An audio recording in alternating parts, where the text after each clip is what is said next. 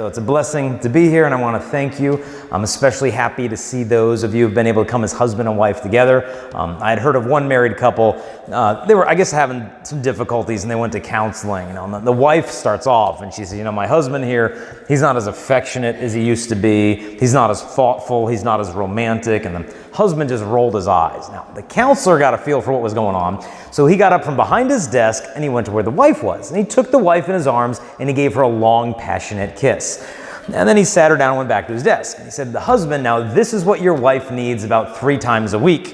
And the husband said, well, okay, I can bring her here on Mondays, Wednesdays, and Fridays. So a little misunderstanding here with intimacy. And I'm sure you'll agree with me that young people today have many misunderstandings with intimacy. And I think the real root cause of that is because they don't really think about sex. Especially teenage boys almost never think about sex, right? I mean, they talk about it, they joke about it, they watch it on their phones, but they don't think about it. What is the purpose and the meaning of my human sexuality? And we as the parents, we're the primary sex educators. Not the church, not the school, not the state, it's the parents. But here's the challenge in that. How many of you, just give me a show of hands, how many of you were given by your parents a clear, adequate, and convincing explanation of the church's teachings on chastity and sexuality? Okay, how many of you got that? No, go ahead, raise your hands. No, really, okay, we got one. Okay, one, that's it. And she's sitting in the front row. It being expected now, all the rest of us are expected to give to our kids what was never given to us during a time that I think makes it more difficult than ever for them to be pure. And then we wonder, are the kids even going to listen to us? Aren't they just going to kind of roll their eyes and bury their head in their cell phone? They did a survey of more than 1,000 high school kids and asked them, what is the number one factor that shapes your sexual behavior? Is it your music? Is it your friends? Number one reply nationwide from the teens was my parents and what they brought me up to believe. Number one reply. You are the experts at raising teens. My wife and I have 7 kids. The oldest just became a teenager. So I've never really raised a teenager before. I think that what makes me an expert on the subject is I've never actually had to try this before. So I've got loads of theories that are bulletproof at this point. And so why am I telling you to do what I haven't done? Well, every year I do speak to about 100,000 of them. After the assemblies, I'll tell the kids, if you guys want to hang around and talk, I'll be here to listen if you have any questions. I gave that invitation at a high school in New York. The students formed a line 7 hours long.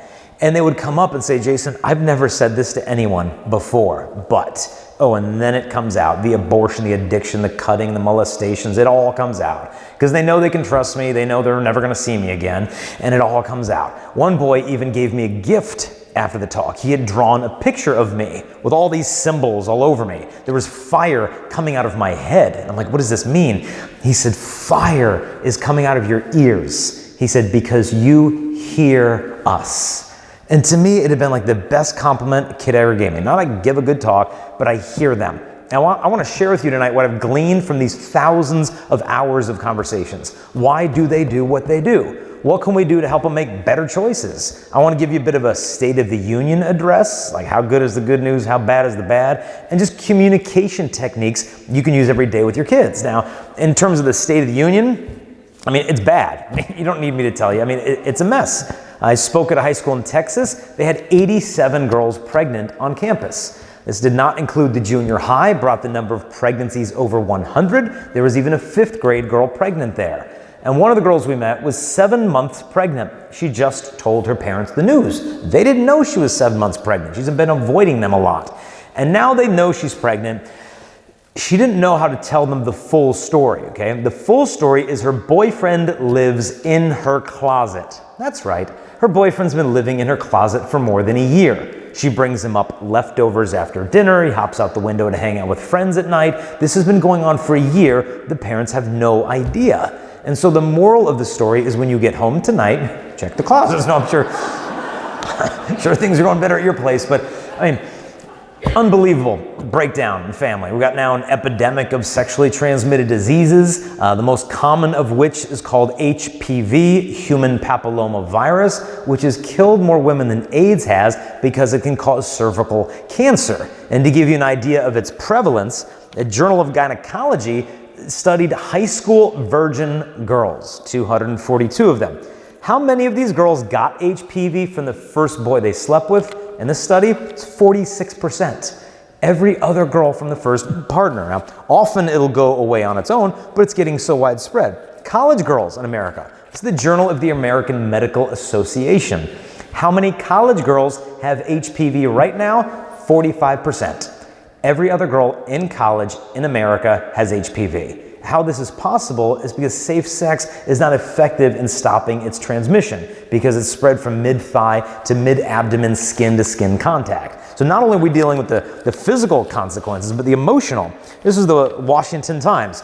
It's a depression, a new sexually transmitted disease. What they found is when a teenage girl becomes sexually active, almost immediately does she become depressed. And it's so predictable that doctors now are recommending that if a teenage patient is sexually active and is a girl, you should screen her for depression and give her guidance about the mental health risks of these behaviors. Now, these are not religious sources. These are secular doctors saying that behaviors lead to this. Because a lot of girls will think, well, if I give my boyfriend this, then it'll make him stay longer. Then he'll know that I love him.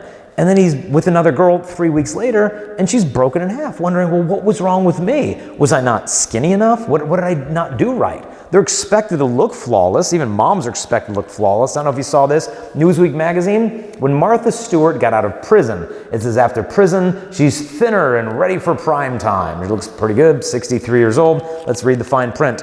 Right here, cover. Photo illustration for Newsweek, head photo by this other guy. That's right, Newsweek admitted they decapitated Martha Stewart, right? They attached her head to some 23-year-old model's body. But every grandma checking out of the grocery store is being told you should be looking like that when you're 63 years old. And I think a lot of the girls are expected to look flawless because the boys and girls are getting hooked on porn younger and younger. The average age at which a boy is first exposed to internet porn is around 9 to 10 years old. And it's not just the boys. One girl wrote me this letter, and she said, Jason, I was addicted to very hardcore internet pornography for about 3 years, looking at it constantly. She said, I finally broke free, and I haven't looked at porn now for 2 years. And she said, I'm hoping I can stay strong because next year I'm going to high school, and I know the temptations are going to be even tougher there. This is a girl that struggled with online internet porn addiction since early elementary school. We got to understand the porn companies are coming after our kids. This is not some conspiracy theory. They are. Now, here's an article that explains this. The porn industry generates more money than Google and Apple combined. More money than all Major League Baseball, basketball, and football franchises combined. What do they do with the revenue? One thing they do is called porn napping. They buy up domain names that belong to other companies and fill their websites with porn.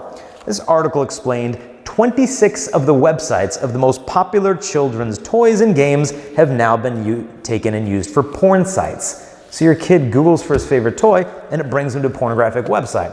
How much time are they spending on these sites? One of the most popular porn websites releases every year their annual statistics. And they showed not long ago that in the previous year, people spent on their website alone a total of 4.5 billion hours watching pornographic videos. This is 500,000 years of human life consumed looking at porn on one website in 1 year. And as a result of all of this just chaos sexually, we're starting even to lose sight of what it means to be male and female in our sexuality. How's it World Youth Day? A girl on our pilgrimage pulls out her cell phone. She says, look, Jason, I'm going to Stanford University in the fall. She says, look, I have to pick my gender to get into Stanford. And she starts scrolling through the list of genders. 18 genders to pick from. Male and female were not options on the list. Facebook now has 58 genders. Facebook in the United Kingdom is up to 71 genders you can pick from. You could be intersex non-binary, transmasculine, two-spirit, gender neutral, gender non-conforming. Like, what on earth is going on? Like, I don't know about you, but I had enough of an identity crisis growing up when there were two to pick from. And now, expecting the kids to navigate through 71? I'll tell you what's going on is what Vatican II said. Vatican II said that when God is forgotten, the creature itself grows unintelligible. And we have become unintelligible to ourselves as a culture. And in the midst of this mess, a lot of people think, oh my goodness, like, isn't everything going to hell in a handbasket? I mean, is there any hope for the kids today? And we think it's all bad news. But let's see the other side of the picture. If I were to ask you, what do you think's been going on with teenage sexual activity in the last 20 years? Well, Centers for Disease Control has been tracking this since 1991. In the last 27 years, sexual activity among American high school students, the rates have been constantly going down. Last year was the lowest they've recorded so far. 28% of American high school students are currently sexually active. 39% have ever had sex, meaning most high school students in the country are virgins. And the kids hear this and they're like, really? Well, I thought I was the only virgin in Nebraska. Like, there's another one here? No kidding, man. And then this came out. 15 years of research. High school boys' sexual activity is now going down twice as fast as the girls. And in this study, they asked the kids, why? Why are you not having sex? Are you afraid you're going to get pregnant? Are you afraid you're going to get AIDS? Those reasons, fear of pregnancy and disease, was at the bottom of the list for why they were choosing to be abstinent. The number one reply is, it is against my religious and moral values. Number one reply. And this makes sense with the way the teenage brain thinks. In fact, I was reading a little science magazine and had an article on the adolescent brain and behavioral choices. And what they found is when a teenager makes a behavioral decision, they base their choice mostly on the potential for rewards, not the potential of negative consequences. Which means if you try to sell your kid abstinence using scare tactics, it isn't gonna work. Because your kid's gonna be like, well, why can't I have sex? Well, you're gonna get pregnant and die of an STD and go to hell. You know, it's gonna freak them out for 10 minutes and they're back at it. Because in their brains, what is in this for me? You're just giving me a sentence of abstinence for a decade. What's in this for me? They must understand what John Paul II said, that chastity can only be thought of in association with the virtue of love. If we don't make this connection in their brains, it isn't gonna last. Because your son's going to UCLA next year. He's gonna meet some beautiful college girl. Come on, man, she doesn't have AIDS. If they get pregnant, they're gonna make it work out. Like, all these fear tactics we threw at them just aren't gonna last. If they don't understand that it is the virtue of chastity that frees them to love and frees them to know if they're being loved. Perfect example. Speaking at a public high school in Texas, and a girl came up. She's dating this controlling, possessive, abusive older guy who treats her like garbage. I said, sweetheart, you deserve a lot better than him. Break up with him. She said, I can't break up. I've given him everything. I mean, my virginity, my reputation, I've given up friends. I just can't let go. And I said, I understand it's hard. I said, look, tell him no more sex. Watch what happens. She said, okay, I'll do that. She took her necklace off and gave it to me. She said, he makes me wear this. He's so possessive. I said, okay, I'll throw it away for you. And she left. 5 minutes later, she came back, happy as can be. She said, I dumped him. I said, that was quick. She said, yep, I told him no more sex. He slammed his locker shut. He threw a book at me. He said, where's your necklace? She said, I gave it to the chastity guy. See what happens? She tested his love. Like, do you love me? Do you want me? Or do you only want the pleasure that you're getting at my expense? And all of a sudden, this virtue of chastity became this asset that liberated her to know if she was being loved when she was simply being used. Now, why did they become sexual active? I think it tends to be pretty different. For the girls, typically more relational and emotional, whereas for the boy, more hormonal and biological, where he's given her love for the sake of getting sex and she's given him sex for the sake of feeling loved. I find the sexually active teenage girl usually has a lower self-esteem than the guy she's sleeping with. She's afraid of his rejection. I find what she lacks is a sense of how lovable she is, and I find what he lacks is a positive male role model in his life. So where do we fill in the gaps here? One, for the girls, praise. praise the girls at least as twice as often as you criticize them. Even if you do have 10 times as many valid reasons to criticize, praise. It doesn't matter what you praise them for, praise. Hey, those are great shoes you picked today. That's a wonderful decision. Like anything, praise. Now, why? Well, we have to remember, high school, junior high is a ruthless time in life for a girl. I mean, the girls she thinks are her best friends forever at 8 o'clock in the morning could be our arch enemies by 3 in the afternoon. Like, it's just a scary time of life. That's why the home has to be a haven of affirmation, of praise, of hearing those words, I love you. I mean, my little sister was the blonde-haired, blue-eyed captain of the cheerleading team. Boys liked her. So I knew they were after her. So I jumped ahead of them in line. I'd say, oh, Kelly, you look great in that dress. Oh, your hair looks really nice tonight. She's told me she's been on dates with boys, and they've said to her, Kelly, your eyes are so beautiful. She says, I know, my brother tells me that. And I go, I gotta think of something else here. It wasn't some big revelation. My wife often travels and speaks with me. And she shares how, she never had a dad. He bailed out when she was like 2. And so when she started dating in high school and a 15-year-old boy said to her, Kristalina, I've never felt this way about a girl before. I love you. The words were magic. She lost her virginity at the age of 15, and it started on a cycle that lasted many years, these dead-end relationships. Their hearts are made to hear these words. And if they don't hear them from a man who loves them with a pure heart, they'll find some man to speak those words to them when it's typically more lust than love. So, but just not the verbal affirmation, the physical affirmation for the boys and the girls. Many of us were raised in homes where maybe our dads weren't very affectionate. Maybe I pay the bills, I provide for the family, I'm the protector, that cuts it. Today, it isn't gonna cut it. Because if a girl is not held and affirmed physically by a man who loves her purely, she will seek those embraces elsewhere. We have to touch. And a friend of mine was speaking Philadelphia, 1976. Big Eucharistic Congress. I mean, Karol Wojtyła was there. John Paul II. It was a real big deal in the church. And he had a talk to give on the Eucharist. So he came early to get his notes together. And he saw what he thought was an empty office door. And so he thought, I'll spend some time in there. And he goes to open the door, pushes it open, and hits someone with the door who's trying to come out. Boom, knocks them on the ground. He's like, whoops. And he goes to open the door, and he hit them on the floor with the door. And they're all having a rough day. And he looks inside, and he sees a white linen cloth with about 3 blue stripes along the edge. He said, that looks like a nun, like a missionary of charity. The door opened up, true story, and it was Mother Teresa from Calcutta. He said, Mother, I'm sorry. She said, no, obviously Jesus wanted us to meet. Come on in. So he said, the first thing she did, she took my hand, pulled it across the table. What's your name? George. What are you doing here today, George?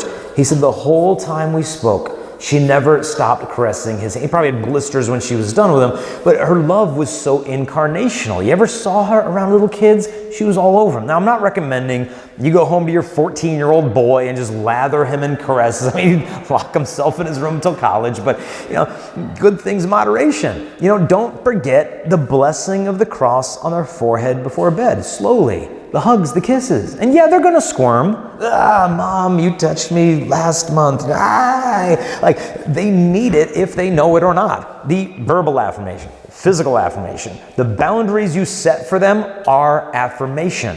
A friend of mine's got 5 teenage daughters.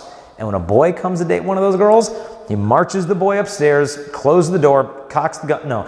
And he said, son, if you could have any car in the world, what would you have? Would you want a Bentley, Lamborghini, Aventador, Hummer? What do you want? And the kid's like, oh, I want a Hummer, H2. And the dad said, okay, let's say someone gives you a brand new Hummer and you cruise it around, and then I come up to you and you don't know who I am. And I say, that's a sweet truck. Can I borrow the keys and take it for a spin? What do you say, kid? And the kid's like, well, no, I don't really know you. You can't have the truck. And the dad said, look, man, I've never even had a parking ticket. Can I borrow your truck for just a couple hours? What do you say? And the kid's like, well, no, I don't know you. You can't have the truck. The dad said, okay, fine and good. But now I would like you to explain to me why I should entrust to you my daughter tonight when she means infinitely more to me when you won't even let me borrow your imaginary truck. And he makes the boy answer, and it better be a darn good answer. And I'm sure his daughter's probably threw a fit over this little interrogation process happening upstairs in Guantanamo Bay in Dad's office.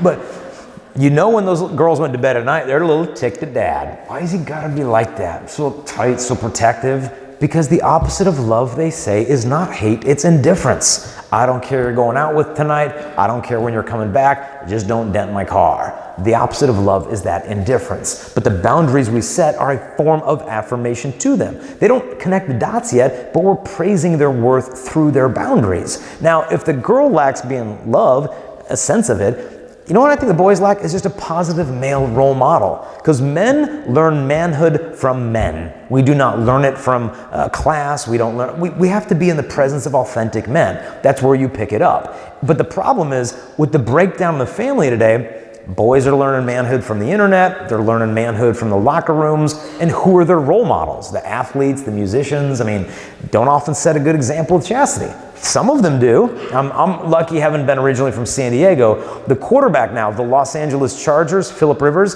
this guy is one of the best QBs all time. Number 6 all time on the list of touchdowns for any quarterback ever. The guy's an all-pro quarterback who also married his junior high sweetheart. Both of them is virgins. He's a devout Catholic. He brings a priest with him on his road games, so he will never miss the Eucharist before the big game on Sunday. He will not cuss. He will not swear. People say, why don't you cuss like everybody else? He said, I'm not going to say anything on this field that I can't repeat to my kids when I get home. And he's got kids to answer to. His wife Tiffany and him are expecting baby number 9 right now. And people give him a hard time. They're like, you got 8 kids? You're an NFL athlete? You got 8 kids?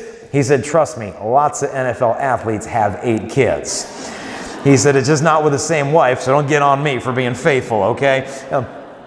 And so, but I think boys really need to see this. Okay, we got an all-pro NFL quarterback who got married as a virgin and has got a statue of Our Lady of Fatima in his house and a spiritual director. Like, boys need to see this. That the more holy a man becomes, the more authentically masculine he becomes. The more holy a woman becomes, the more truly feminine she becomes. That's why I think we're having this crisis of gender. It's really a crisis of holiness, of being made in his image, male and female. And so I think what the boys need to see is that holy man in their life. John Paul II had it in his dad, because John Paul's, his mother passed away, his sister, his brother, and it was just him and his dad. And he said, sometimes I would wake up at night and I'd look in my dad's room in the middle of the night, and he said, I would see my dad kneeling on the floor, just kind of lost in prayer. And he learned from that, you see, men pray. Men take their interior lives seriously. A friend of mine has this quote that I'll never forget. He said, the extent to which a man loves his wife and his children is the extent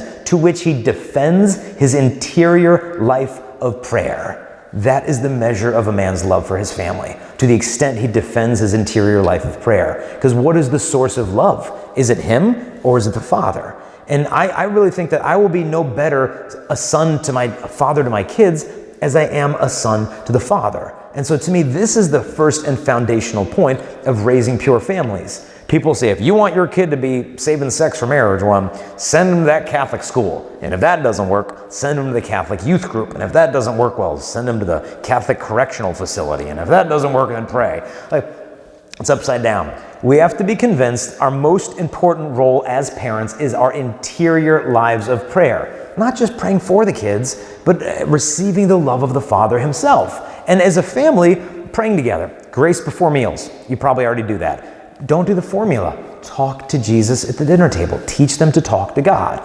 Mass every Sunday. Probably already doing that. Okay, go to confession once a month as a family. Because for one, it is a perfect time to examine your conscience. Because if you don't think you've sinned a lot that month, man, you got 4 people standing next to you that will give you a litany of your imperfections for the last 30 days without one.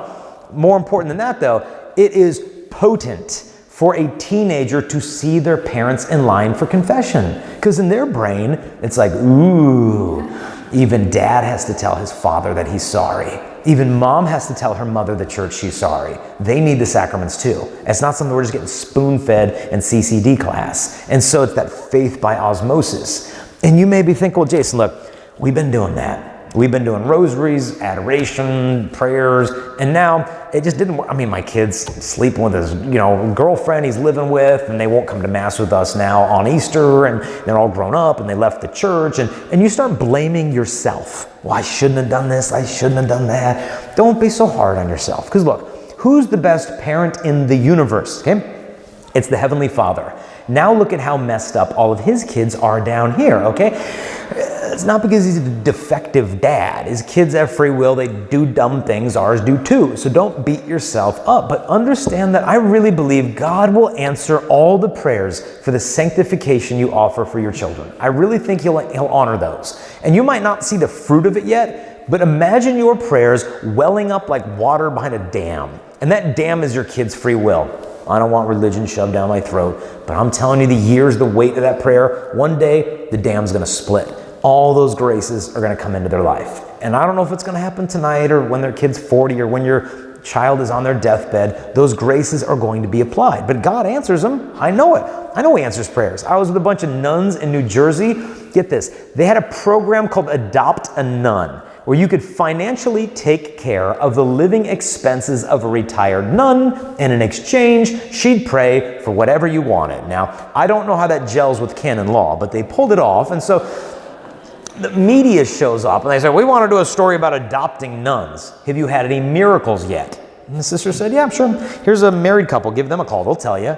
And so the media calls up this married couple. They had like several miscarriages. This couple couldn't have a full-term pregnancy, and so they adopted a nun. And they asked her to pray that they would have a family. They said, oh yeah, we got the letter from the convent here. It says, Dear Mr. and Mrs. So-and-so, thank you for financially taking care of me. In exchange for your generosity to me, not only will I be praying for you, I will have every single nun in the convent praying that you would have a family. But she said, oh, P.S., be careful. Sometimes you ask God for an apple, and he wants to give you an orchard. Signed, Sister Mary so-and-so.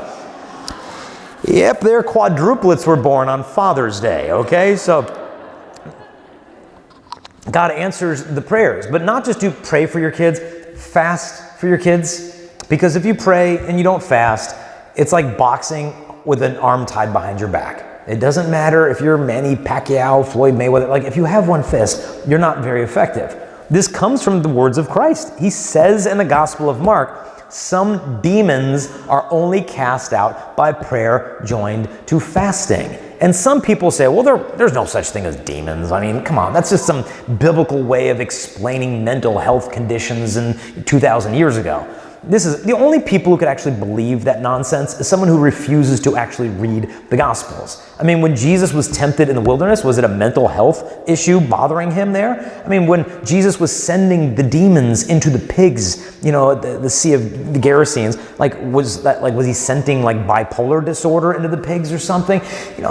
Demonic entities are real. And Jesus Christ knew it. That was part of his mission in the kingdom of God. And so we need to realize the power of prayer joined to fasting. We're not just dealing here with physical or psychological, adversaries. They're spiritual as well. And so the prayer, and it doesn't have to be bread and water from morning till night. If you can do that, great. If you can't, look, skip a meal, skip snack between meals, eat food you don't like. Do some form of mortification as a couple for the spiritual protection of your family. So prayer, fasting, and then offering up your sufferings. If you're raised in a Catholic home or went to Catholic grade school, you remember the nuns, offer it up. You don't like it? It's too cold in Nebraska, offer it up. You don't like this? Offer it up. What does that mean? It sounds like they're just telling you to shut up in a religious way, and it's pretty much that, but the theology is deeper. Comes from the writings of St. Paul, where he said, I rejoice in my sufferings, because in my body I make up what's lacking in the sufferings of Christ for the sake of the church. It sounds pretty blasphemous. Paul's making up what's lacking in the sufferings of Christ. Like, did Jesus not suffer enough? What he's getting at is that Jesus didn't suffer so we wouldn't have to suffer. Jesus suffered so we would know how to suffer. Because in becoming man, Christ redeemed all things human. Human love, human labor, human suffering, everything now has a supernatural weight to it. And on the cross, he earned all the graces for our redemption. But if we suffer with him, we can participate in the distribution of those graces to mankind. Because the church is the body of Christ. This isn't like a religious metaphor. The Catholic Church is the extension of the person of Jesus Christ through time, space, and history. He continues his work of redemption in his suffering body, which is your cancer, your unemployment, your aches and pains as you grow old, your alcoholic spouse, your difficult child, every form of human suffering. Now, when joined to the cross, takes on the very power of the cross. John Paul II knew this well. He suffered tremendously.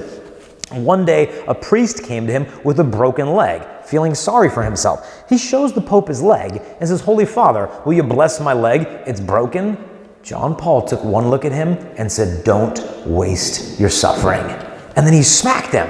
And then he blessed him after giving him a smack. But don't waste your suffering. You have crushed grapes. You have wine. Don't spill the wine. There's value in redemptive suffering. A friend of mine, he and his wife almost lost their baby after delivery. Had all these health complications, and they suffered so much as that baby's life was hanging by a thread. And the baby lived, but he said, "Man, we suffered so much that first week of his little life, not knowing if he'd live." And he said, "Man, if I didn't know how to offer up my suffering for the church," he said, "that would have been so much grace lost." He said, "That would have been like having a winning lottery ticket in my hand, and I'm illiterate. I don't know what the numbers mean. All of this value suddenly gone to waste because we don't know what to do with it." And this message applies in a particular way to you mothers because of the intensity of suffering you experience with your children. And your bond with them is not just like emotional, like it's deeply biological.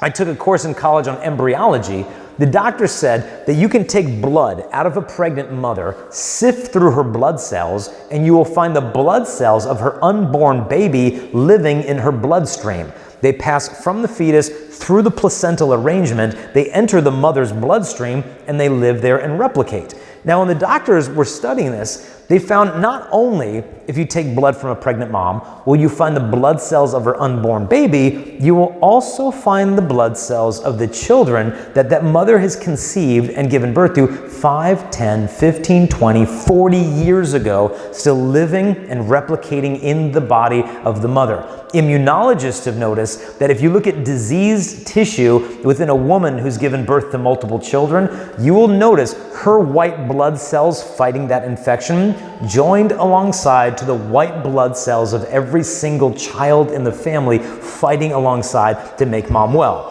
This is called fetal microchimerism. The opposite is also true, called maternal microchimerism, where the blood cells of the mother live on indefinitely in the bodies of the children. And I think this is a great consolation for families like ours that have suffered miscarriage, to know that in a very real way, the life of that child who now stands before the face of God is literally alive in the heart of the family still today. But this great union of hearts bespeaks a great intensity to your suffering. But if you know what to do with that suffering, to offer that up, join it to prayer and fasting, it constitutes the greatest force in human history. This is the first and foundational point of prayer. The second point of what I think we need to do is set that standard high and you make it clear. Abstinence until marriage. Not, I want you to be abstinent, but if you're going to do it anyway, at least use a condom. We would never give our kid that message with drinking and drugs, that don't drink and drive. But if you're gonna drink and drive on the slow lane on the way home from that party.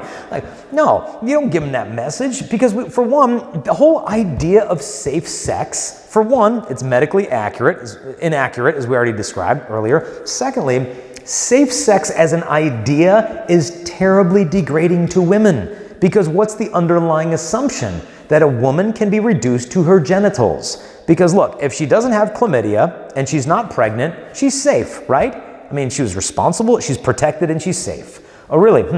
How come she's bawling her eyes out after this broken sexual relationship in which they use protection?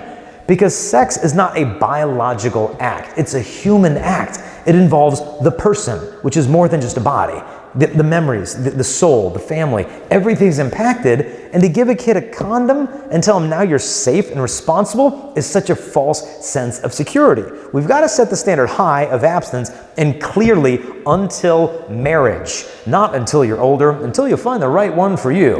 In fact, Dr. Phil had a TV show on teenagers and sex, and he said, what we learned today, you should not be engaging in that behavior until you're mature and you're in a relationship where you're ready. Like, wait, what? Don't till you're mature.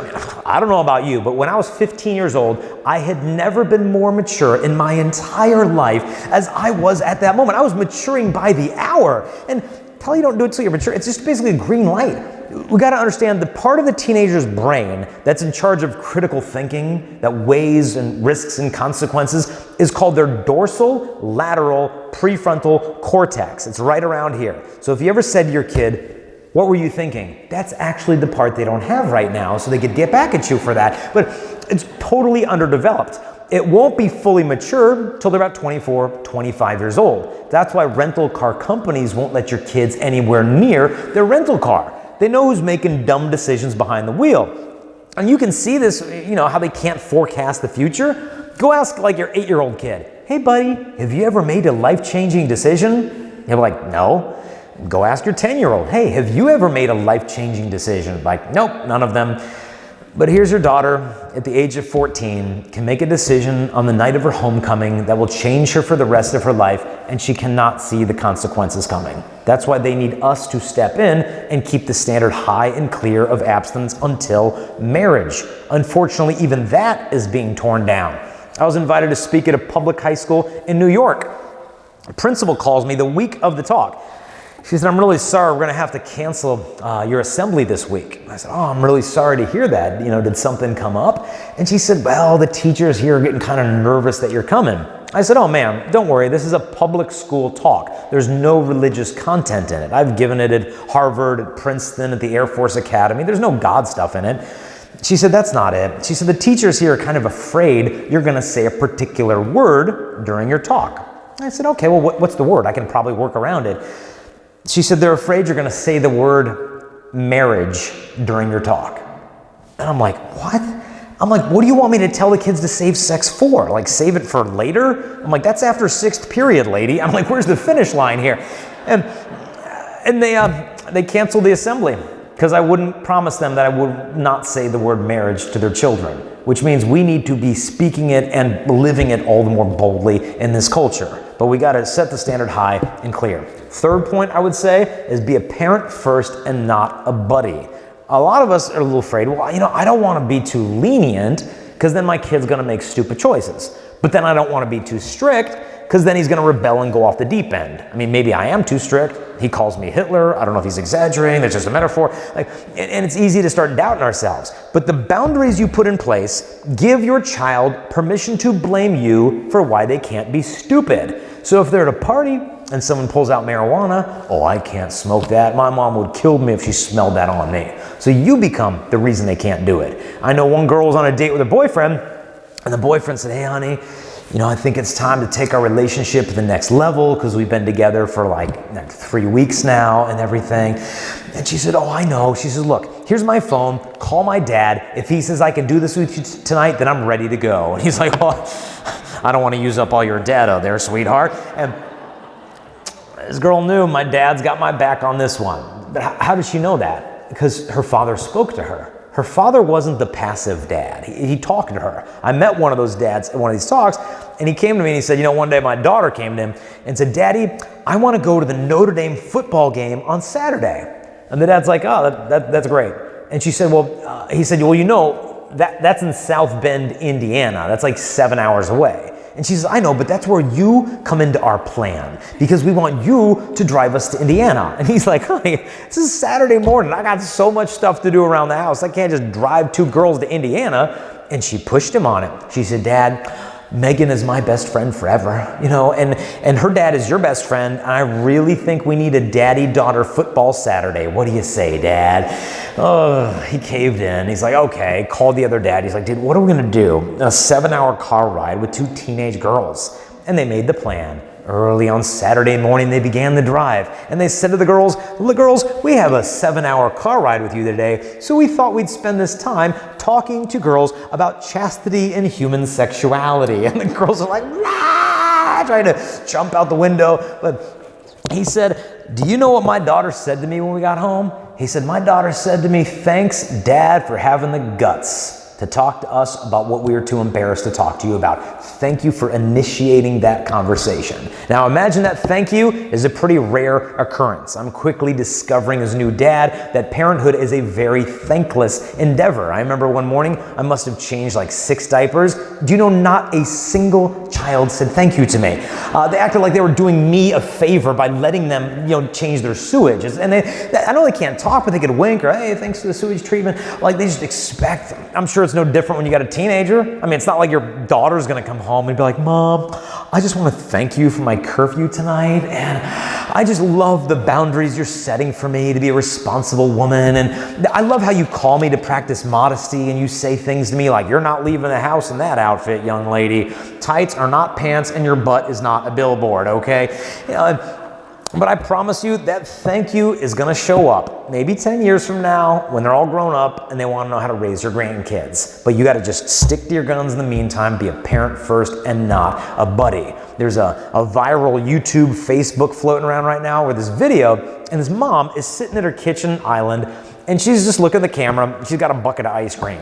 And she says, you know what? All 3 of my teenage kids are mad at me right now for the same reason. She said, you know why they're mad at me? Because I parented them. But if they're mad at me, I don't care. She starts eating some ice cream. And she says, my job is not to be liked by my teenage children. My job is to raise them in such a way that I would actually want to hang out with them when they get old enough, okay? And she starts eating the ice cream. She gets some wine. She starts drinking the wine. She puts the wine in the ice cream. She starts eating that. But she just got this just bold indifference. Like, look, you don't have to like my rules. In fact, if you like all of my rules, I'm probably a very neglectful parent. And so if there's tension, you're right on track. Because at the end of the day, our kids, don't they have enough buddies, but they only got one set of parents. So stick to your guns. 4th point, I would say delay the onset of dating. Because kids today are under this ridiculous pressure to date. You don't have a boyfriend? You don't have a girlfriend? You've never kissed anyone before? It's 3rd grade. What are you waiting for? It's incredible. But they did an interesting study where they studied 800 high school students, asked them, when did you start dating? Are you still a virgin? And here's what they found out. Students who started dating at the age of 12 or younger, 90% of the girls and 70% of the boys had lost their virginity by the middle of high school. Students who started dating at the age of 16 or older, more than 80% of them were still virgins in the middle of high school. There is tremendous wisdom in delaying the onset of dating and keeping the younger girls away from the older boys who don't have enough social skills to date a girl their own age. And the girl will think, oh, but Mom, he's so mature. Honey, if he's as mature as you think he is, he'd be dating girls his own age, not you.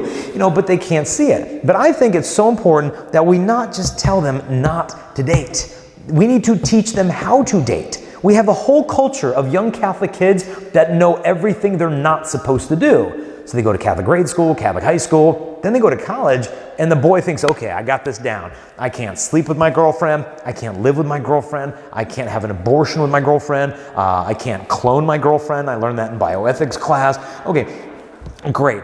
I know everything I'm not supposed to do with a woman. What am I supposed to do with a woman? Oh, sorry we didn't cover that. Good luck in life, kid. We got to teach them how to date. Because God bless these boys, but they don't have a clue. As a result, girls don't have a clue what's going on. I'll ask the girls, are you dating? And she'll be like, well, kinda. And I'm like, well, it's like half of them, or a third of them are dating, a third are not dating, the other third, they don't even know if they are dating or not dating. Well, are you guys dating? Well, we went on a date, but we're not dating, but we are seeing each other, but we're not official because he hasn't changed his status on Facebook. And so it's complicated, but we're definitely a thing, okay? Dude, what is a thing? A thing is like a bunion on your foot. That's a thing. You want to be a thing with a boy? Well, no, but I don't know what he's thinking. Well, why don't you know what he's thinking? It's again, because the boys don't have a clue. Because you know why they don't have a clue? All we've given them is generalities. Men do not function well with generalities. You wives know this. We don't live in the abstract. So if, my wife will say things to me honey, I could really use a little more help around the house. I don't know what that means. I'm like, house big. She's like, take out the trash. I'm like, oh, now we're talking. Okay, now we have specifics. Adolescent boys, no different. Because all they've been told is, hey, be a gentleman. They don't know what that means. Go ask a teenage boy, what's it mean to be a gentleman? He'll be like, well, if there's a door and there's a girl, you open the door for the girl. Okay, good. What else? He'll be like, well, if there's another door, that door also, like, okay, stretch it a little bit.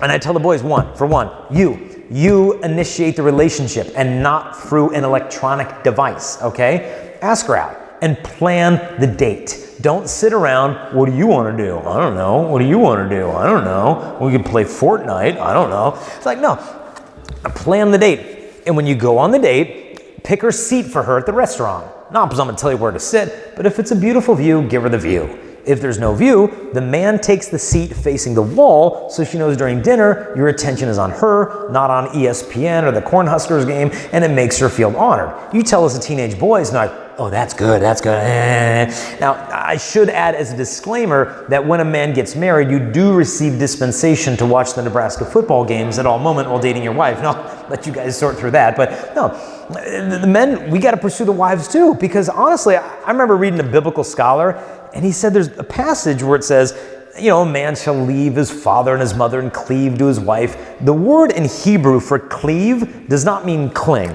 like a barnacle on the side of a ship, okay? The word cleave can be translated as hotly pursue, meaning you leave the father and the mother, you get married, then you hotly pursue the wife. And I don't say this because I've perfected it. I mean, a friend of mine I think has. He and his wife have never missed their weekly date night in 15 years of marriage. Rain or shine, they go on a date every week. I mean, the kids might all be sick and throwing up in buckets in the living room till 11 o'clock at night. Fine, we'll go on a date at 11:30 at home in the living room, watching a movie, having a glass of wine. But I'm telling you, that man's kids are going to know how to date.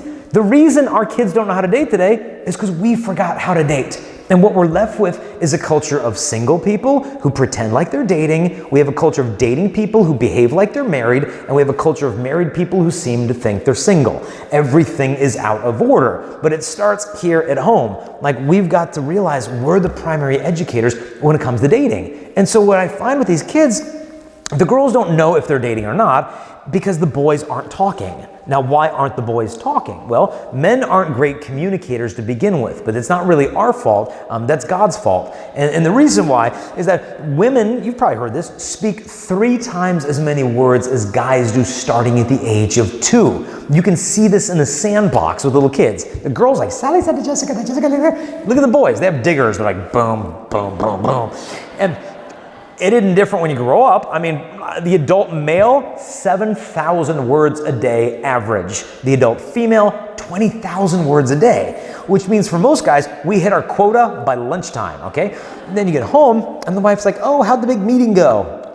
Good. Okay, well, let me tell you about my day. She still has like 19,000 words to go. It's like sipping out of a fire hydrant trying to consume all of this. But they said this doesn't just start in adolescence or childhood. National Geographic did a study of unborn embryos. They found female unborn embryos at 6 to 8 weeks of gestation, the mouth begins to move. Male embryo, nothing is going on. I'm sure you looked at her hands, her nubs are probably getting ready to text in there. And so the guy's not talking. Now, why isn't the boy talking? Look, he's probably not even thinking to begin with. In fact, they did a study of male-female brains. Apparently, women have an exceptionally high level of neurological activity 24 hours a day. Even in her sleep, like it's still going. They found the male brain will actually go into states of hibernation, okay? While he's awake, it just flatlines. And your wives know what I'm talking about. These are the moments you looked at him and he's there, but he's gone. And you're like, honey, what are you thinking? He's like, hey, what? Hey, nothing. It's like, no, you can't be thinking nothing. What are you thinking about? Like, no, I'm thinking about nothingness right now. And she's like, that's impossible. Now she's suspicious. What are you not telling me? I'm like, I'm not telling you nothing. Well, what are you feeling right now? I don't know. I'm feeling hungry. That's a feeling. Like, so see what's happening, dude. He's not talking. He's not thinking. And the poor teenage girl's sitting there thinking, man, what do I need to do to get this boy more committed to me? Maybe I need to offer him what he's least likely to reject, namely the physical. Maybe I'll send him some pictures, maybe we'll hook up a little bit. That'll win him, but it backfires. Because what you win a man with is what you keep him with. If you win him with pleasure, well, you keep him with pleasure, but pleasure's repeatable. He can get that from another girl, he can get it from the internet, and get it anywhere. If you win him with your body, you keep him with your body. But here's the problem, like every woman has a body. I can't remember the last woman I met who did not have a body. Like this is a repeatable asset of sorts. But if you win him with who you are as a human person, you happen to be unrepeatable. And thus the importance of why chastity is the authentic way to win a person, when it comes to authentic love. But if we could look at where the real problems here coming from, the girl's wondering, what do I need to do? I gotta be more physical. That's gonna draw him in because he's not communicating, because he doesn't know how to enter these stages of relationship. To know that the whole purpose of dating is to find a spouse. Not because I'm bored and lonely, it's marital discernment. It's like you're getting on a road, and tell your kids this. Dating is like getting on a road that only has 2 exits, breakup and marriage, and that's it. And if that's the reality, what's the point of committing to someone unless you can see yourself marrying that person? You would just be training yourself in the habit of failed relationships otherwise. And I find young people are so open to this. One girl said to me, she said, Jason, you're right. You don't go to high school looking for a husband. She said, you go to high school to find your bridesmaids. I said, girl, you get the point, to take your time. Now, point number 5, it's kind of a no-brainer. Parent networking. Get to know other good parents. It is so important for your kid to have friends who have parents who have the same values you do. So they see they're not the only kid in Nebraska with a curfew. You also get good strategies from other parents. I met a dad at one of these talks, and he said, you know what I do to keep my boys in line? He said, my house is the cool house. I got a basketball court out front, a swimming pool out back. In my basement, I got an Xbox, PlayStation, foosball table, pool table, 500 cans of Monster energy drink and frozen pizzas. He said, I have everything a teenage boy could legally want on my property. He said, where do you think my teenage boys and all their little friends want to be every day of the week? In my house. So he said, so I don't have to worry about them being down the street at their friend's house, finding their friend's dad's porn collection because he doesn't get home till 7 o'clock at night, because the boys want to be under my roof. And so you just get these good strategies about being around other good parents. Point number 6, internet and media safety. If your kid has a smartphone, he has porn. If your kid has an email, he has porn. Why do I say that? The porn companies send out more than 2.5 billion pornographic emails per day. If you do not have a filter to block that content off your kid's phone or iPad or MacBook, it's one click and they're into this world of porn. And after an hour and a half of looking at it, they perhaps decide this might not be a good use of my time. They try to hit the exit button, and that will do what's called mouse trapping. The exit button opens another porn site. They try to exit that, it opens up another porn site.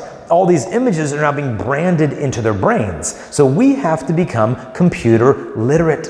Face it, some of you don't know how to open an email attachment, and your kid is like hacking into the Pentagon's website for fun after school. Like, we got to catch up, people. And so how do you do that? Well, for one, there's a flyer you may have picked up on the way in that just looks like this. And it says here, resources. Under resources is a website, covenanteyes.com. Now, covenanteyes.com is a software company that they will actually block the pornographic content on off all the phones, MacBooks, PCs, Droids, Samsungs, block it off all electronic devices, and will send you a report every week of all the websites everyone in your house is looking at. And when you install this, you don't say, now we're going to know websites you're looking at. You say, we are going to install this on all the computers of our house because we think you should know what websites mom's looking at. And mom can know what websites you're looking at. Your little sister can know what websites dad's looking at, and vice versa. We're going to hold each other accountable as a family to the principles of the gospel. And all of a sudden, it's not us spying on you, it's we're in this thing together. Because the kids nowadays with the junk that they're seeing, I mean, and the TV, if your kid has a TV in his bedroom, they will watch 400 additional hours of television per year. But to me, it's not so much the TV anymore, it's this thing. Because I really believe there's no reason on earth why a 7th grade girl or a sophomore in high school needs an iPhone 15 under their bed pillow all night buzzing. Because you know how your daughters are going to go to bed with a cell phone in the room? This is what they do. Hop in bed, turn the lights off, and then they go into their social media feeds, particularly Snapchat and Instagram. Some of them have Finsta, which is a fake Instagram where they can put even worse stuff. So they open up their social media feeds, and then they start scrolling, looking through everybody else's most perfect picture of their perfect body and their perfect hair and their perfect relationship while they're at the lowest moment of their day, comparing themselves to all these filtered perfect pictures of everyone else. And after 45 minutes of their self-esteem crumbling, they finally shut it off and they go to sleep. And it could buzz again in a half hour, and then some boy texting them from the high school, and you don't have any idea. I mean, don't you remember what it was like when you had to call someone when we were growing up as kids?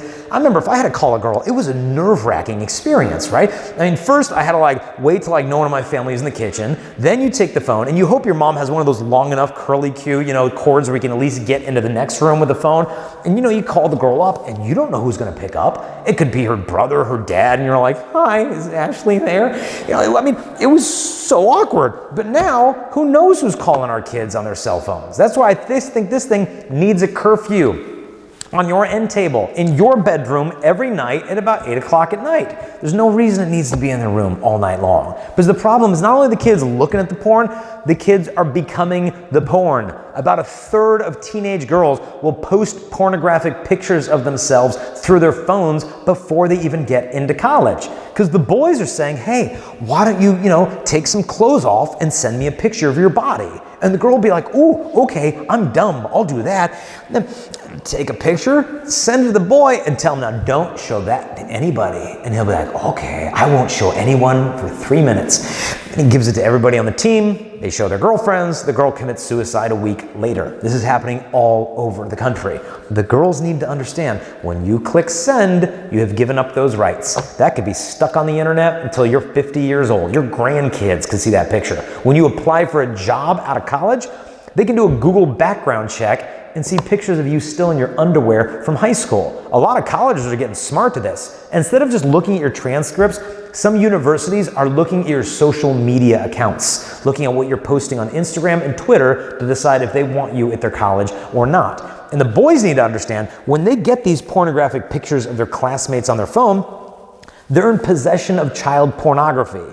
If they send it to a friend, they have now distributed child porn. I know a boy who lost his full ride scholarship to play football at the University of Arizona for doing exactly this with his phone. And so they've got to realize what's at stake with this. It's a great gift, but if they don't know what to do with it, I mean, man, the trouble. And so we've got the computers, we've got now the video games. I was at his friend's 10-year-old birthday party at this kid's house. I didn't know the parents, so I came to the party, get to know some other parents. After the boys, 10-year-old boys, swimming in the pool, playing football, had some pizza, one of the boys was like, "Hey, guys, what do you want to do?" And they're like, "I don't know." One kid's like, "Well, how about GTA?"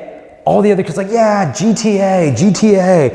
And they all run inside the house to play GTA, which is Grand Theft Auto, a very popular video game for adolescent boys.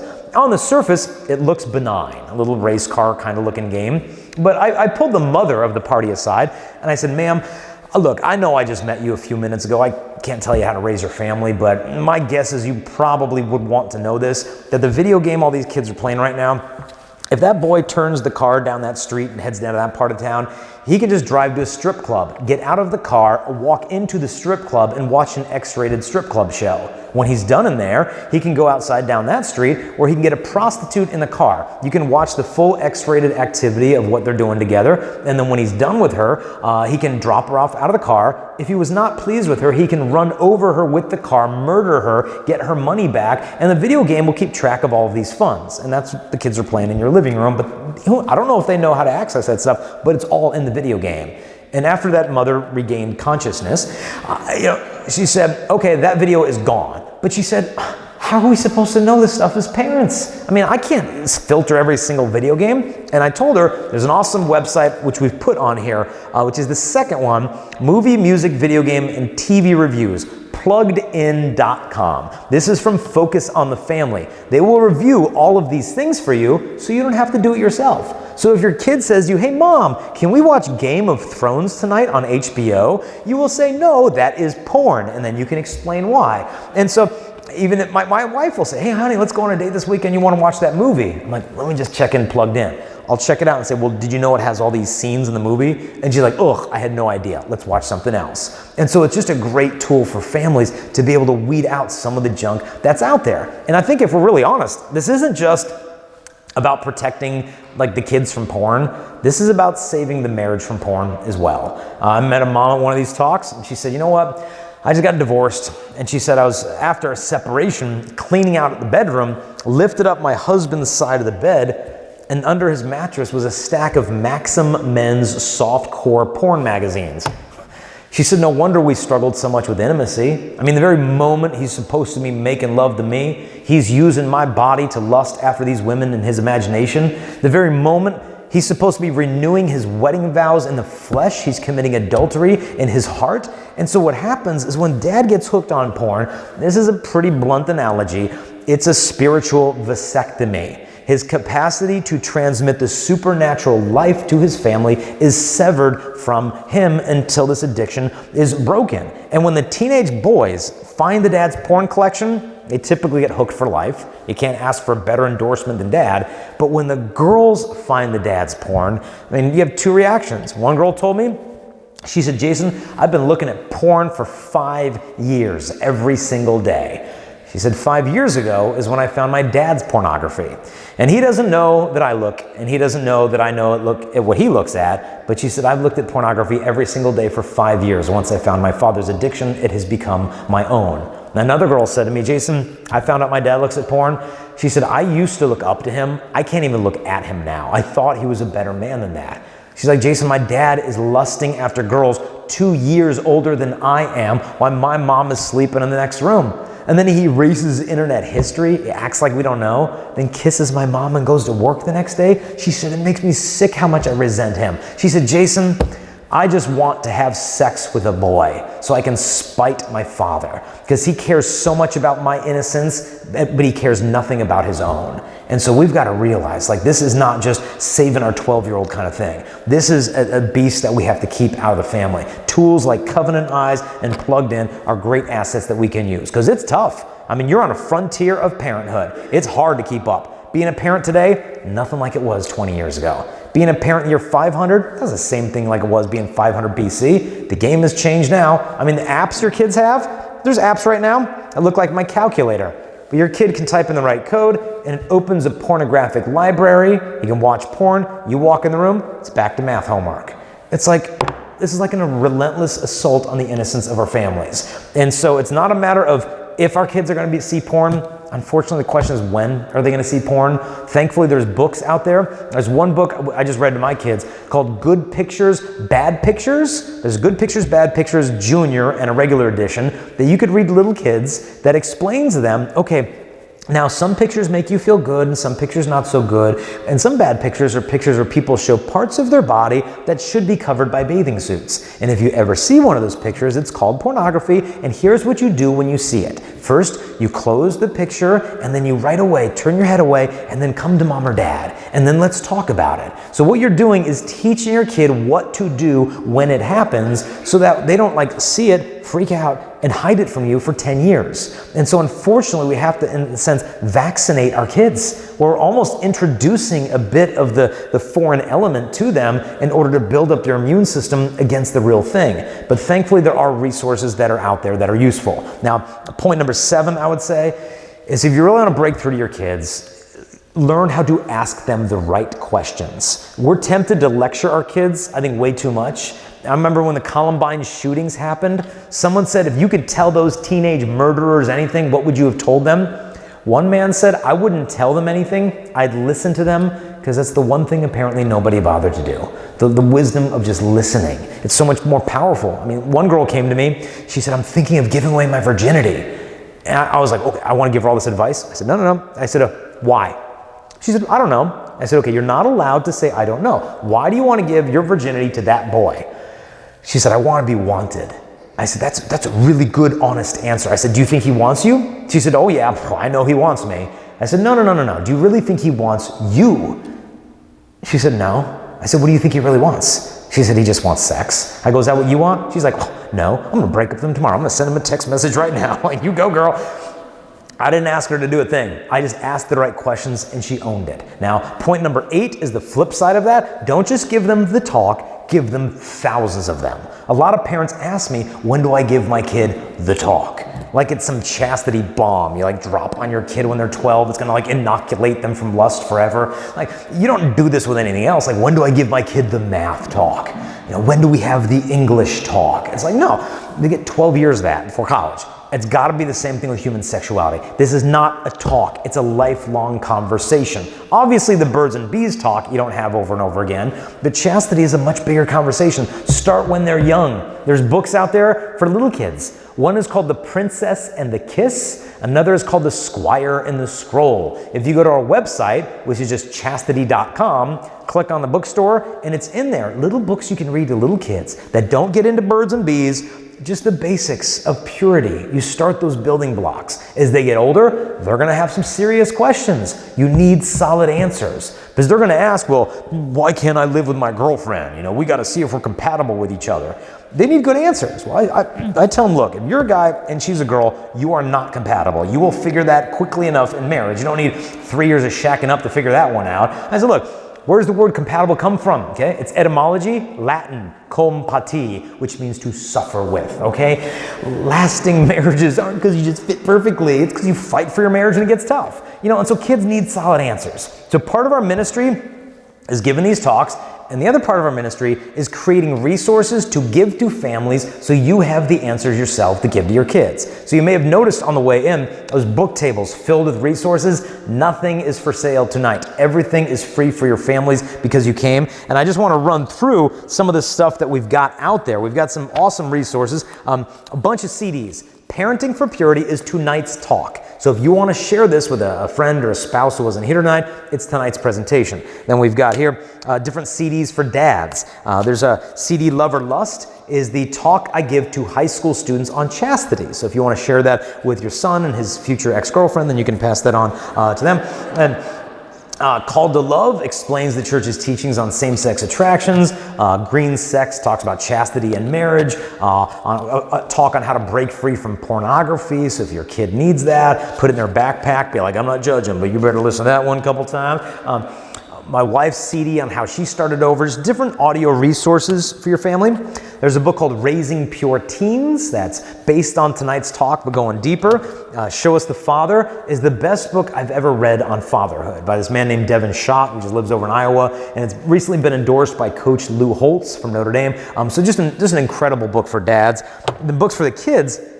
My wife and I wrote this one for high school and college girls, and it's called How to Find Your Soulmate Without Losing Your Soul, 21 Secrets for Women. And some people are like, well, where's the book for guys? Well, guys don't read, okay? So here's the book for the boys right here, okay? So it's about 30 pages for the boys, larger print. There's pictures, bring crayons. So Pure Manhood for the boys. And then we've got one co-ed called Pure Love, and then one for the girls called Pure Womanhood for my wife.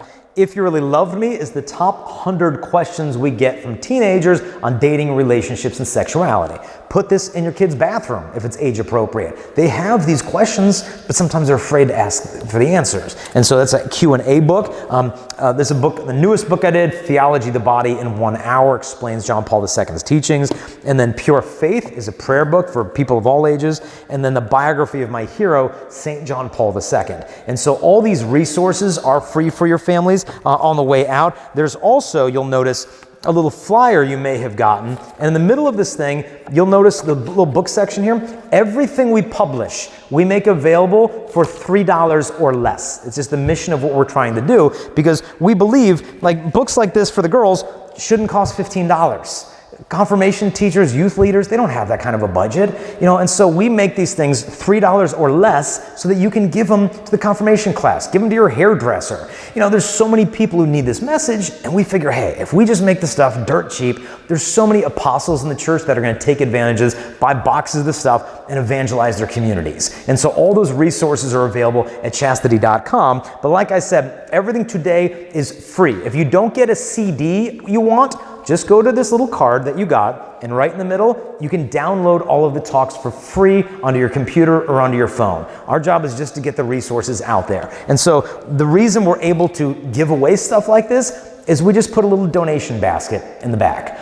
Today, I gave talks at a number of high schools, and we filled tables with hundreds and hundreds of Chastity resources. We don't ask them for a penny. We don't take donations from them. We just put the stuff out, and the kids swarm these tables, getting their Chastity commitment cards and books. And the reason we're able to do that is because on nighttime talks, we just put a little basket in the back. And the generosity of donors from nights like this funds us throughout the year to give away all this stuff to the kids. And so if you've got $20, if you have your car keys, the title to your house, any oil fields, anything that you have, goes in that basket. And if you don't have cash, our ministry is called Chastity Project. If you wanted to write a check, there's even these little envelopes you got. And if you wanted, there's a little credit card thing here. Or online, you can give monthly, like just $10 a month or $20 a month.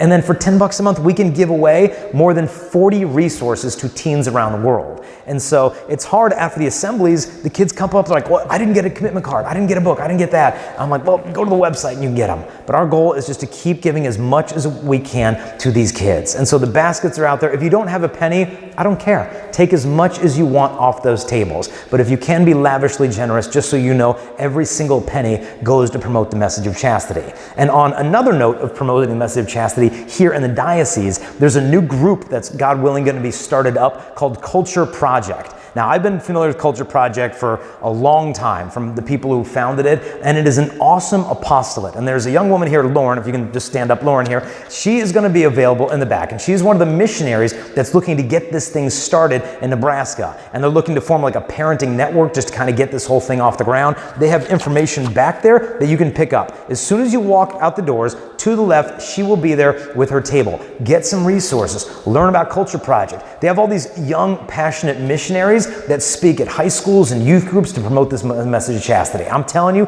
the authority of a young person to another young person is priceless. And so we need to do, I think, all we can in the community to support these types of missions to spread this message. I mean, I'm one person. I get to maybe 100,000 kids a year, but there's 19 million high school kids in the country at one time. And so we need to make this a team effort. So check out the work that's of Culture Project that's back there. Now, point number 9, please get over your insecurities when it comes to talking about this stuff with your kids. A lot of parents are scared to death. Not because they don't know what to say, but they're kind of afraid. What if my kid says to me, Dad, were you a virgin when you got married? How far did you and Mom go?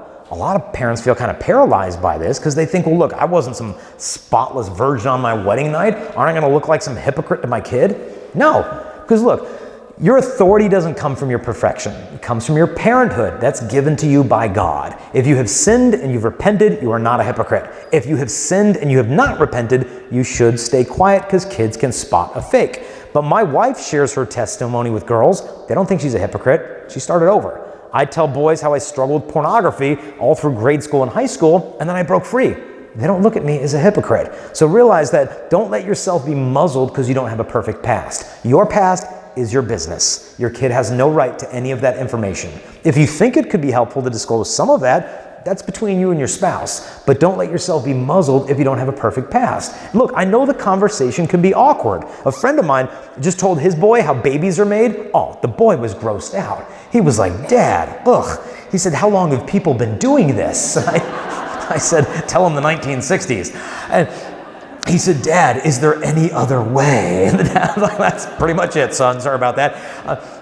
It might be a little awkward, but that's okay. It's part of the authenticity of the deal. But just to understand, the church recommends that when it comes to like birds and bees, in terms of hygiene and puberty, mom should talk to girls, dad should talk to boys. When it comes to chastity in general, both mother and father need to be speaking both to sons and daughters. It can't be dumped on mom. Well, you're the mother. You're the religious, ethical, spiritual person in the family. You talk to them about that stuff. Well, you're the dad. You need to talk to him about girls. Okay, I'll talk to him about girls. And son, do you have any questions about girls? Nope. Okay, we're done with that, man.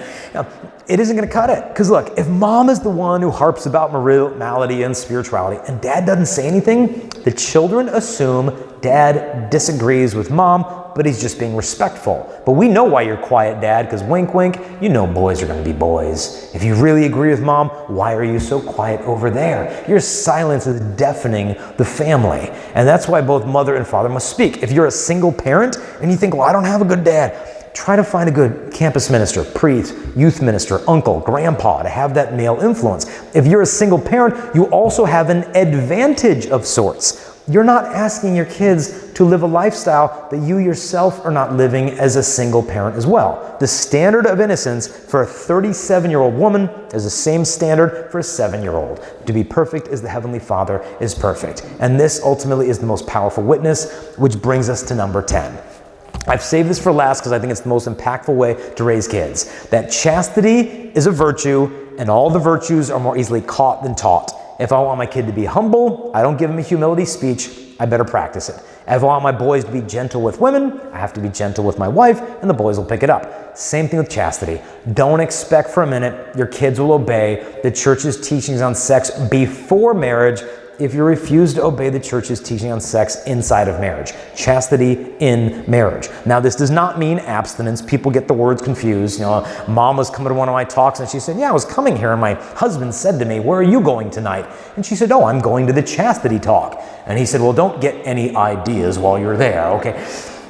This is a misunderstanding, okay? It doesn't mean no sex, okay? It means use the gift of sex according to God's plan. What's his plan? Well, it's your wedding vows made flesh. That when you stood on the altar, you promised that you came there freely, without reservation, to give yourselves to one another. Will you welcome children? Yes. So you make these promises, then you left for your wedding, and you went on your honeymoon, and you spoke the wedding vows with your body. I give my body to you tonight freely. I'm not coercing you. I'm not manipulating you. It's a free gift of self. It's total. I hold back nothing from you, not even my fatherhood. It is a faithful gift. Not just with my body, but my imagination, my eyes, my heart. It is a fruitful gift. It is never sterilized or contracepted. And some couples hear that and they think, well, what does the Catholic Church expect? Us to have like 10 kids, 15 kids? What are we supposed to use? Is a calendar rhythm method? That had a failure rate of 30%. Personally, I'm a big fan of the rhythm method. My parents tried it, it didn't work, and I'm here. So I think that's a good deal. But if I want to plan my family, we listen to the church and we use natural family planning. NFP is, and this is according to the British Medical Journal, 99% effective with no side effects. The problem is a lot of young couples don't know much about NFP. I give talks to engaged couples in San Diego. They give them this survey beforehand to see what they know about NFP. They asked this 26-year-old woman in one sentence, define natural family planning. She said, oh, that's a way to have sex that meets church requirements. Now, doesn't that sound like fun? But it's literally all she knew. Oh, it's that Vatican roulette thing. Oh yeah, like a bunch of celibate bishops in Rome can know anything about marital love. But I mean, this attitude that celibates can't know anything about love is such nonsense. I mean, you really think about it. Look, I'm a married man, so I know one woman, and that's it. She'd probably even argue I don't even know her that well. I mean, she even told me once, she's like, Jason, you know, you're not a very good listener. I said, honey, I'm a motivational speaker, not a motivational listener. Now, she didn't think that was very funny, but I thought it was rather witty on my part. But look, I know one imperfectly. But a priest isn't confined to one because he's hearing thousands of confessions of things they don't even say to their spouse. A priest morning, he could baptize a baby at 10, marry a couple at noon, hear a confession from someone who's been away from the church for 40 years in the afternoon. He could be at a funeral at 5 in the afternoon, at 2 in the morning, be by someone's bedside as they pass to eternal life in one day. I mean, the prism through which they can view human life, through 2,000 years of that, to throw it away because they're celibate would leave us impoverished. I mean, NFP taught me that my wife's body is actually perfect. She doesn't need drugs, she doesn't need pills, she doesn't need barriers. You know what she needs is to be understood. Because if we can understand her body, then instead of conforming with chemicals to our desires, we conform our desires to the perfect way her body has already been created. This is real sexual liberation. Now, NFP does demand times of abstinence during the month. Some couples hear that and they don't want any more details. I knew one husband, he and his wife couldn't have kids. They go to a fertility doctor. The doctor said, I need you and your wife to abstain for kids for 30 days so I can chart her fertility. My friend looked at the doctor and he's like, doctor, 30 days of abstinence? And the doctor's like, yes, 30 days. And my friend said, now, does it need to be 30 consecutive days of abstinence? The doctor's like, yes, 30 days. Now, the nurse at the hospital, it was a Catholic hospital, was a religious sister, a 70-year-old celibate woman. And so when my friend said a month, the nun looked at him and she said, you'll be all right. And realized, he was going to make it, and it's not that, good Catholics use NFP and bad Catholics use contraception. No. Good Catholics are open to receiving children as the supreme gift of life. And if we can't have kids for whatever reason, then we can fall back on NFP. But the default position is openness to life. We've been marinated in a contraceptive culture. I mean, after 2 kids, people started telling us, well, you're done, right? You're finished. Then we had our first girl. And they're like, okay, you've got your girl, you have your boys, you're done, right? Like, yes, I've collected all of the genders. I can stop procreating now. It's like, what are you talking about? I mean, we've got to step back and realize that, you might think, well, Jason, this stuff is great, but I wish I heard this 10 years ago. I wish I heard this 15 years ago. The beautiful thing with chastity is it doesn't matter what happened last night or last decade. All that matters now is where do we go from here? Because if we're willing to live chastity in our own lives, the kids can begin to see that big picture. One girl told me she does not sleep with boys because of her dad. She said, one day, my dad came up behind my mom, gave her this big 2-fisted hug, looked over her shoulder, and said, all I want for you, my daughter, is one day you find a man who loves you as much as I love your mother. And for that girl, the case is closed. She doesn't need philosophy or theology. She sees the way a man loves a woman. And when they see that big picture, love is so much more appealing than lust. One girl came up to me and she said, Jason, you have good timing. She said, I was going to give away my virginity tomorrow night on my 16th birthday. She said, my dad was going to drive my boyfriend and I to the movie theaters. We were going to pretend to buy tickets. And then when my dad left the parking lot, we were going to go in the parking lot and go into my boyfriend's pickup truck where I was going to give him my virginity on my 16th birthday. But she said, after your talk tonight, she was this inner city girl. She had all this attitude. She starts moving her neck around and snapping. And she's like, after your talk, she said, I am not giving it to that boy in the backseat of his dumpy little pickup truck.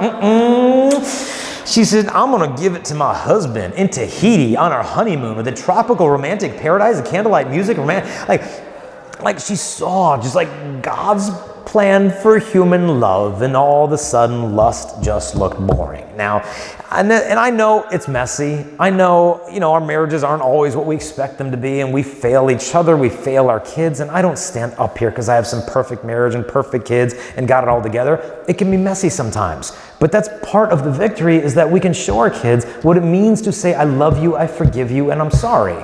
Because honestly, if your kids graduate high school, they go to college, and they leave your house, and they know how to say, I love you, I forgive you, and I'm sorry, I think you have done an awesome job of raising kids. If they go off to marriage one day and they don't know how to say, I love you, I forgive you, and I'm sorry, dude, good luck in that marriage. Because I don't know about your marriages, but some days that's all we even say to each other. I love you, forgive you, and I'm sorry. You couldn't say that. I mean, what is it that you would say to one another? This is why the church calls your family the school of love. Everything we need to know of love, we learn in the family. Because look, if you can love the people you live with, you can love anybody on the face of the earth. I mean, love thy neighbor is a piece of cake. They live over there. I hardly see those people. Love these nut jobs that I live with is a completely different command altogether. But that's why I think, man, if it's messy, you know what? It's okay if it's messy. In fact, a friend of mine is always reading books on saints. And I saw him. I said, hey, you reading any good saint books lately? He said, yeah, I'm reading books about saints and addictions. I'm like, oh, cool. Like saints who help people with addictions. He says, no. The saints who are addicted. I'm like, well, I don't remember reading about them in catechism class. And he said, oh yeah, check this guy out. He gave me his name. Saint Mark Ji Cheng Zhang from China. This guy was a 30-year-old dad, husband, father, doctor, became sick with a stomach ailment, treated himself with the drug opium. This stomach ailment went away and the addiction remained. So he goes to confession. Father, forgive him, I have fallen into this drug addiction. The priest gave him absolution, some advice, and he left. And he fell back to the drug addiction. Came back to confession, back to the drug addiction, back and forth and back and forth. It came to the point where the priest said to him, Mark, you keep falling into this so much, you're not obviously sorry for it. So I want you no longer to receive Holy Communion, and I no longer want you to receive the sacrament of reconciliation. Stay away from the sacraments. Come to church, but don't get the sacraments until you're done with this, which is obviously really bad advice to give, but the priest didn't understand the nature of addiction, and Mark obeyed him. And for a year, he didn't receive the sacraments. Still went to church with his family, but didn't receive. And 2 years went by, 5 years, wrestling with this addiction. 10, 20, 30 years now went by where he received no sacraments. And he just started praying that God would make him a martyr. And God answered his prayer. In the year 1900, the Boxer Rebellion came into China, and Catholics began to be persecuted. He and 9 members of his family were rounded up to be executed. As they're being dragged off to the place of torture and execution, his grandson said to him, Mark, where are we going? And Mark said to him, we're going home. We're going home. And they brought him to the place of execution, and Mark begged the torturers to kill him last, so that no one in the family would have to die without him encouraging them. And one by one, they cut the heads off every member of his family until only he was left, and they beheaded him as he was singing the litany of the Blessed Virgin Mary, and today he is a canonized saint who died addicted to opium, which is proof. This saint is not the one who does not have a mess in their life. The saint is the one who gives their mess utterly to Jesus Christ. And so if your mess is your marriage, if your mess is your 16-year-old, if your mess is you, give it utterly to Jesus Christ. And so I want to ask you, in this effort that we're in together, to please pray, not just for your kids, pray for my kids, my marriage, pray for all the teens that we speak to. Tomorrow morning, I'm speaking to a couple hundred junior high kids. Then I go home for a couple days, and then my wife and I are speaking in Los Angeles to 4,000 high school students on Saturday. Please pray for them. You have a vested interest in my ministry, because I could talk not only to your kid, but to your future son-in-law or daughter-in-law. And so you have a vested interest in my ministry. But I see miracles because of prayers. And so if you please would just persevere in our ministry, and just remember, like what St. Therese of Lisieux said, it's a much better thing to talk to God than to talk about him. So let's close our time together in prayer. In the name of the Father, and the Son, and the Holy Spirit. Amen. Father, we thank you for the gift of our vocations, and we ask your blessing upon our marriages and our vocations. Please bless our children. We bring their faces to you one at a time, and we ask your special blessing for them in whatever way they may need it the most tonight. If you're calling our children, Lord, to the priesthood or to the religious life, please give them the gift of faith, of perseverance, of joy, generosity, that they can give themselves as fully to you as you've given yourself to them. And we pray also, if you're calling them to the married life, that you would bless their future husbands or wives tonight. If our children are already married, please bless their weddings, their children, and their vocation. And in our own families, we ask for the gifts of prayer. We pray for the gift of faith, of purity, of mercy, forgiveness, and all of those things that we need most to be an image of your love here on earth. And we entrust all of these things to Our Lady as we pray, Hail Mary, full of grace, the Lord is with thee. Blessed art thou among women, and blessed is the fruit of thy womb, Jesus. Holy Mary, Mother of God, pray for us sinners, now and at the hour of our death. Amen. St. Teresa of Avila, pray for us. And St. John Paul the Great, pray for us. In the name of the Father, the Son, and the Holy Spirit. Amen. God bless you. And again, thank you for coming tonight.